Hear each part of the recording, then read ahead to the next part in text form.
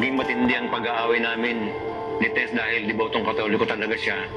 Sabi ko, ayaw mo ba na magpapakabait na nga ako? Wala nang inom, wala nang bisyo. Pero may nasabi siya na, Mas mabuting mag-inom ka!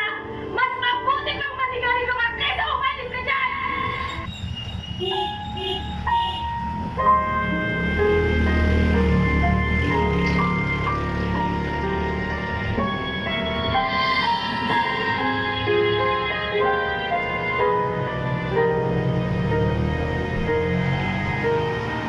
debotong Katoliko ako noong araw. Naging sakristan at palasimba. Kalaunan ay naging active member ako ng choir. At doon ko nga nakilala at napangasawa si Tess. Pareho kaming deboto at close sa mga pare. Pareho kami nagtatrabaho kaya nang maimbitahan kami na sumali sa isang grupo ng Katoliko, sumali agad kami at kami ay naging member ng Brotherhood of Christian Businessmen and Professional. Isa akong medical representative ng time na yon. Ang area ng work ko sa Northern Luzon. Kaya madalas akong nasa mahabang biyahe. Habang nagda-drive, napakinggan ko si Brother Eli sa radyo sa Genius Family hosted by Don Manolo Pabis. Naging striking sa akin yung sinabi ni Brother Eli na sita sa Biblia na huwag mong tawaging inyong ama kung sino ang tao sa lupa. Doon ako nakapag-isip, bakit ang mga pare nagpapatawag na Father? Mula noon, lalo akong naging uhaw sa salita ng Diyos. Lagi na akong nakikinig kay Brother Eli. Hanggang nagpasya na nga ako na magpadoktrina. At nang malaman ng asawa ko na aanid na ako, tumutol siya, ayaw niya. Pero nagtuloy pa rin ako at nabautismuhan. Yun ang pinakamasayang nangyari sa akin. Umiiyak ako nung araw ng bautismo at naisip ko yung mga mahal ko sa buhay na sana maanib kami lahat. Naging matindi ang pag-aaway namin ni Tess dahil debotong Katoliko talaga siya. Sabi ko, ayaw mo ba na magpapakabait na nga ako? Wala nang inom, wala nang bisyo. Pero may nasabi siya na, Mas mabuting mag-inom ka! Mas mabuting kang manigarilyo ka kaysa umalis ka dyan! naging madalas ang pag-aaway naming mag-asawa. Marami siyang complain, wala na daw akong panahon sa kanila. Puro na lang daw akong Biblia. Pero alam ng Diyos na mahal ko ang pamilya ko. At ang laman ng puso ko ay makita nila ang mga bagay na nakita ko. Sa patuloy kong pakikinig kay Brother Eli, tumubo sa puso ko ang pagnanasa na maging manggagawa at sa awa at tulong ng Diyos ay nakapagmanggagawa nga ako. After nito, lalong tumindi ang away namin ni Tess. Hanggang isang araw nang umuwi nga ako sa amin, wala na silang maging ina sa bahay. Iniwan na ako ng asawa ko, dala ang mga anak ko. Dahil di talaga niya matanggap na umanib ako at nang manggagawa pa. Hinanap ko sila, pinuntahan ko sila sa kanilang tinitirhan, pero ayaw na talaga ni Tess sumama sa akin. Pasok! Pasok!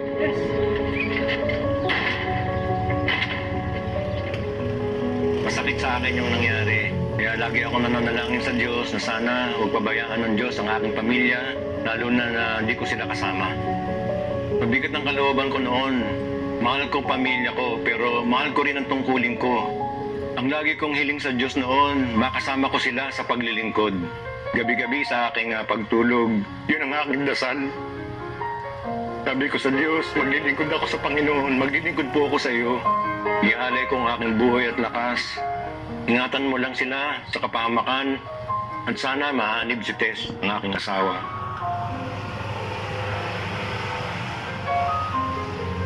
At naging reporter ako sa UNTV. At masasabi ko na isang kapalaran dahil nakasama ko si Kuya.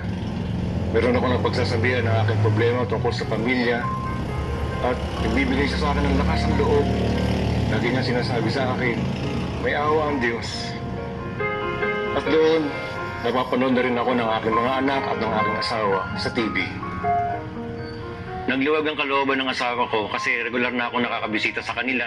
Pinapayagan naman ako ni Tess na dalawin ang mga bata sa bahay. Kaya lang, hindi niya ako kinakausap. Kapag dumadating ako, iiwan niya kami mga mag-ama.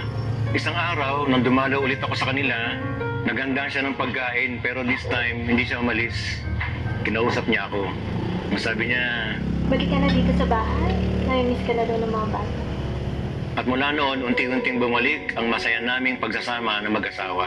Sa kabutihan ng Diyos, yung tungkulin ko na naging dahil kung bakit ako iniwan ng pamilya ko, Yun ding tungkulin na yon ang nagpabalik ng pamilya ko sa akin. At hindi lang doon natapos ang biyaya ng Diyos dahil noong 2013, nakadestino ako sa Dubai at pinapunta din si Tess para magkasama kami. Tapos, araw ng bautismo, nagulat ako. Kasama na siya sa ilulubog sa bautismo. Piliin niya sa akin na sasama siya sa bautismo. Napakasaya ko sa araw na yon dahil ipinagkaloob ng Diyos ang panalangin ko na makasama ko ang asawa ko sa pananampalataya. Ngayon ay isa siyang member ng music ministry at di nagtagal naanib din ang dalawa naming anak. Tunay ang pangako ng Diyos. Magpakaligaya ka sa Panginoon at ibibigay niya ang nasa ng iyong puso. 12 years sinintay ko sa awa ng Diyos, buo na ulit ang pamilya ko at kasama ko na din sa pananampalatayang totoo.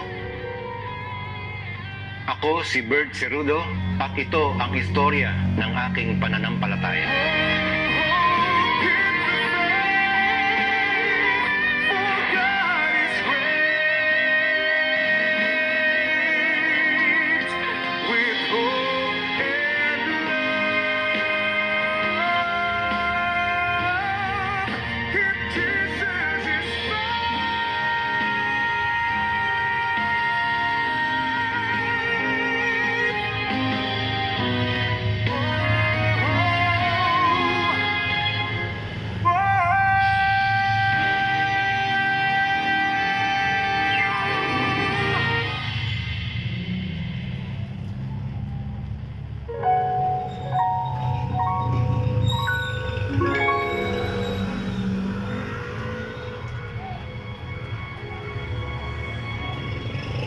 Sumakay po kami ng jeep para ihatid po ako ni Brad Arnold sa airport. Pagdating po namin sa may Pedro Hill,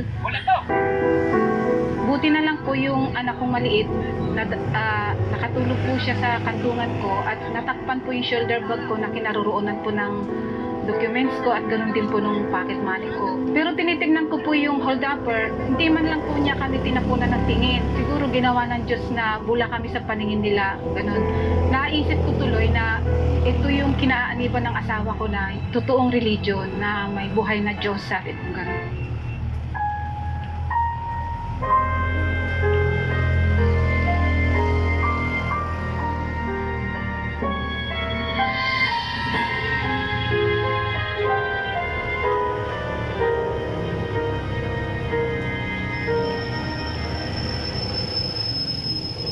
Lumakay ako sa pamilyang Katoliko, nagsisimba tuwing araw lang ng linggo, piyesta at ang bagong taon at pag-birthday ko. Ang asawa ko si Brad Arnel Canlas, nakikinig siya kay Brad Eli. Pero habang nakikinig po siya, hindi pa rin po niya naaalis yung pag-iinom niya, paninigarilyo. Pinakamalala po na nangyari ay nagkasakit po siya at nag-50-50 po ang buhay niya. Tapos nung paglabas po niya ng hospital, doon na po siya nag-decide na hanapin niya po ang lokal para magpadoktrina na po sila ng aking anak na si Jezreel Canlas. Sa awat tulong ng Diyos ay nabautismuhan naman po sila. Doon ko po nakita ang kanyang pagbabago na naalis po ang kanyang mga bisyo at lalo po siyang naging mabuting ama, mapagmahal sa aking pamilya. Yung time na yon, doon ako hinire ng kapatid ko na papunta ng Hong Kong para makasama po niya. Sumakay po kami ng jeep para ihatid po ako ni Brad Arnold sa airport. Pagdating po namin sa may Pedro Hill,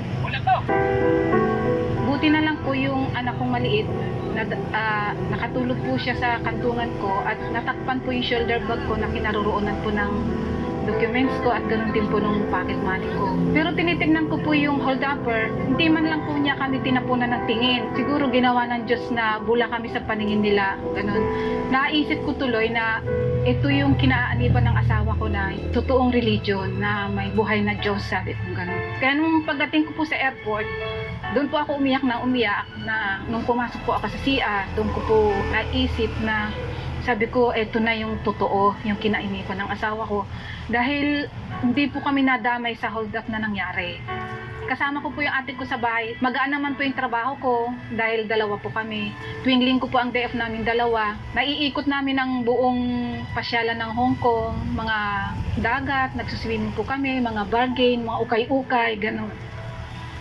Pero pagdating po sa bahay ng gabi, pagka yung nagpapahinga na po ako, nararamdaman ko po yung sarili ko na parang may kulang. Bel, alis tayo. Punta tayo ng Central. Muna tayo ng mga artista. Oo mo naman, Dave. Kasi hanapin ko ka ng dating daan dito sa Hong Kong. Ano? Susundan mo na yan si Arnel? Diyan sa dating daan? Oo, Dave. Kasi nararamdaman ko parang may kulang sa buhay. Anong kulang? Nasa iyo na lahat. Pwede mo mabili ang gusto mo. Kahit saan pwede Siguro, ka pumunta. yun na po ang pagtawag sa akin. Nung sumakay po ako ng tram, nakita ko po yung dalawang gayak Kristiyana po. At doon nga po ako nagtanong. Tuwang-tuwa po sila dahil nung time na yun hindi nila ginagawa yung sumasakay ng tram. Pero bakit yung oras na yun hinila daw po sila na sumakay ng tram. Tapos yun nga po, narating ko po yung lokal ng Hong Kong at tuloy-tuloy po yung doktrina ko. Every Sunday, nakakatapos po ako ng 3 session na doktrina. Natapos ko nga yung doktrina po at doon na rin po ako nabautismahan. From now on, to the last breath of my life. Nagkaroon din po ako ng tungkulin bilang GCOS at ganun din po, naging local choir din po ako ng lokal ng Hong Kong. Doon ko rin po nakita ng mukhaan si Brad Eli at ipinagluto pa nga po kami doon sa lokal ng Hong Kong ng ulam na paksi na tilapia. Nung nakauwi na po ako ng Pilipinas, awat tulong ng Diyos, nakasama po ako sa choir. Isa rin po ako sa tagabilang sa aming lokal. At doon nga po nangyari nung nagbibilang po kami sa lokal, nangyari po yung nasunugan po kami. Nag-aalala lang po ako nung may nag-text sa akin na kapatid na yung bahay na po namin yung nasusunog. Pero nanalangin po ako na sana ligtas si Jewel doon sa bahay dahil siya po ang nandun nung nangyayaring sunog. At ayaw din po ako pauwiin ng mga officers na kasama ko na nagbibilang dahil baka kung ano po ang mangyari sa akin. Hindi ko po alam kung malaking pagsubok din po sa akin ito, pero ang nasambit lang ko na lamang po, Ama, kayo na po ang bahala. Hindi po ako naligalig dahil narinig ko naman po sa aral ni Kuya na huwag mabalisa. Sabi ko na lamang po, kayo na po ang bahala, Panginoon. Awat tulong ng Diyos, wala naman po nangyari sa aking anak. At pagtulong-tulong po ng kapatiran at ganun din po sa mga kapatid ko sa laman, sa mga kamag-anak, naitayo po muli yung aming tahanan at yun nga po ngayon ang aming tinitirhan. I cast my faith upon you. Salamat sa Diyos dahil kaanib na po lahat ng aking mga anak at ganun din po yung aking mga manugang. At salamat sa Diyos sa lahat ng pag-iingat niya po sa akin. Ako po si kapatid na Belia Canlas at ito ang istorya ng aking pananampalataya. Milyong salamat sa Diyos!